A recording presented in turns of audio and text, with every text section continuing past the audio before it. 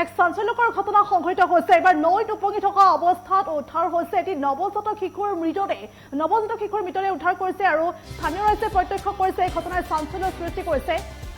সবিশেষ তথ্য লৈ আহিছোঁ আৰু এইদৰে আচলতে নৱজাতকৰ মৃতদেহ উদ্ধাৰ হৈছে আৰু এই ঘটনাই এতিয়া চাঞ্চল্যৰ সৃষ্টি কৰিছে। পুনৰ উল্লেখ কৰিছোঁ, নৈত উপঙি থকা অৱস্থাত এটি নৱজাতক শিশুৰ মৃতদেহ উদ্ধাৰ হৈছে। নৈত উপঙি থকা অৱস্থাত নৱজাতক শিশুৰ মৃতদেহ উদ্ধাৰ হৈছে। আমি দৃশ্যাংশ দেখুৱাইছোঁ। এক হাহাকাৰ পৰিৱেশে বিৰাজ কৰিছে আৰু এইদৰে ঘটনাস্থলীত আৰক্ষী গৈ উপস্থিত হৈছে। আৰক্ষী গৈ উপস্থিত হৈ এইদৰে সমগ্ৰ ঘটনাৰ তদন্ত আৰম্ভ কৰিছে। হাতশিঙিমাৰীত এই ঘটনা সংঘটিত হৈছে। পুনৰলৈ কৈছোঁ, হাতশিঙিমাৰীত এই মৰ্মান্তিক ঘটনা সংঘটিত হৈছে। নৈত উপঙি থকা অৱস্থাত এটি শিশুৰ এটি নৱজাতক বুলি জানিব পৰা গৈছে আৰু সেই নৱজাতকৰ মৃতদেহ উদ্ধাৰ হৈছে আৰু এইদৰে উপঙি আছিল, পানীত উপঙি আছিল আৰু পানীত উপঙি থকা অৱস্থাত এইদৰে স্থানীয় লোকে প্ৰথমে প্ৰত্যক্ষ কৰিছিল বুলি জানিব পৰা গৈছে আৰু স্থানীয় লোকে প্ৰত্যক্ষ কৰি আৰক্ষীক খবৰ দিছে আৰু ইতিমধ্যে ঘটনাস্থলীত আৰক্ষী উপস্থিত হৈছে আৰু সমগ্ৰ ঘটনা সন্দৰ্ভত তদন্ত আৰম্ভ কৰিছে। হাতশিঙিমাৰীত এই ঘটনা সংঘটিত হৈছে।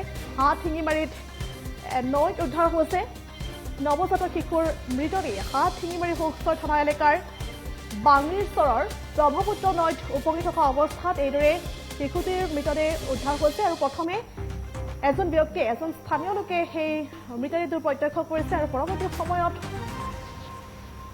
হোকচৰ থানাত ঘটনা সন্দৰ্ভত অৱগত কৰিছে। তাৰ পাছত এইদৰে হোকচৰ আৰক্ষী উপস্থিত হৈছে আৰু সমগ্ৰ ঘটনাৰ তদন্ত আৰম্ভ কৰিছে আৰু ইতিমধ্যে নৱজাতক শিশুটিৰ মৃতদেহক কেন্দ্ৰ কৰি এইদৰে বাংৰিচৰত সেই অঞ্চলজুৰি এতিয়া চাঞ্চল্যৰ বিৰাজ কৰিছে, তীব্ৰ চাঞ্চল্যৰ বিৰাজ কৰিছে। কোনে আচলতে এনেধৰণৰ ঘটনা সংঘটিত কৰিছে, কোনে এইদৰে শিশুটিক পেলাই থৈ গৈছে, শিশুটি কিহৰ বাবে এইদৰে মৃত্যু হৈছে, সেয়া সমগ্ৰ ঘটনা সন্দৰ্ভত আৰক্ষীয়ে তদন্ত অব্যাহত ৰাখিছে আৰু এইদৰে আচলতে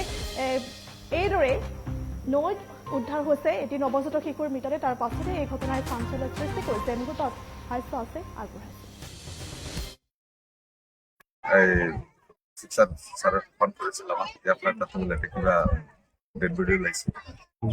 মই গ্ৰামত চালো, গাঁৱত নহয় আহি পেলাই চালো, ছাৰৰ লগত আহি পেলাই চালো যে সৰু এটা পোৱালি এই নদীৰ সিফালে পৰি আছে।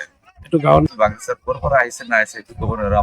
আমাৰ এটা আইডিয়া বিলাকৰ পৰা ভাঙি পেলাই এটা আহিছে, সেটা আমাৰ সন্দেহজনক হৈ আছে। বিলাকৰ পৰা আহিছে। আজি ডেড বডি চাওঁ, ডেড বডি দেখা পালো। ডেড বডি দেখা পালে এইটো ডেড বডি গলি যোৱা নাই, ডেড বডি কাটকা লাগি আছে। অনুমান আমাৰ ৰাতি চাতিতে দিছে নেকি, হ'ব পাৰে। এইটো আমাৰ আনুমানিক সন্দেহ আৰু পূৰ্বৰ পৰা ভাগি আছে ইয়াতে আহি পেলাই গাঁৱৰ মানুহ, আমাৰ বাংলাদেশৰ গাঁৱৰ মানুহ চাইছে। তাৰ ভিতৰত প্ৰশাসনক জনাইছে, প্ৰশাসন আহি পেলাই তৎকালীন প্ৰশাসন আহিছে, প্ৰশাসন ইমাৰ্জেঞ্চি আহিছে। আহি পেলাই এই নৱজাতকৰ লগতে থিয় হৈ আছে আৰু মানে লাষ্টৰ লৈ যাব পুলিচ প্ৰশাসন আহিছে, আমাৰ ডিএসপি ছাৰো আহিছে, তারপরে আপনার স্যার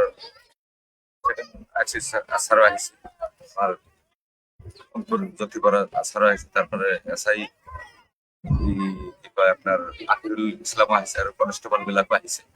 আমাকে তার আহিছে আর কি একজন লোক বোটটো লৈ আহিছে। বোটটো লৈ আর এইটো এটা ধন্যবাদ জানাও যে সোনকালে শুনা পালে যে ইমান সোনকালে ইমার্জেন্সি একশন ললে যে তাড়াতাড়ি আহি পেলাই বস্তুটো